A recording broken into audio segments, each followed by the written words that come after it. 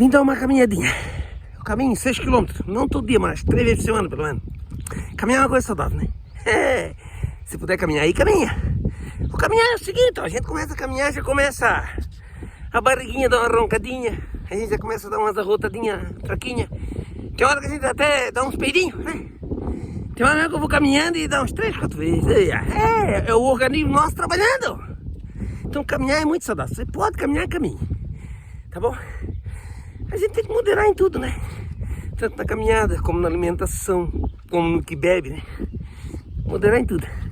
Falar em que bebe, o que eu tô falando é água, né? Porque hoje em dia é o seguinte, espaço pela gente, vai lá em casa de noite, leva a caixinha. Ó, se tem gente que gosta de beber, os homens, principalmente os brasileiros, né? É beber todo dia, eles convidam a gente e levam a caixinha. É uma caixinha, tudo é uma caixinha. Tudo nessa vida tem que ser moderado, né, meu irmão? Mas você pode dar uma caminhadinha, caminha. Caminhar é muito bom.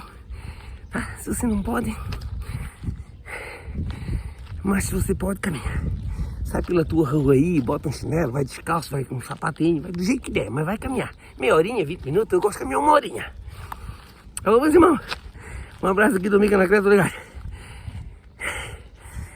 Vai caminhar enquanto o médico obriga tu aí. Vai pro rosto, que daqui a pouco o médico diz, ô querida, ou tu vai caminhar ou tu vai morrer. Tá bom? Um abraço.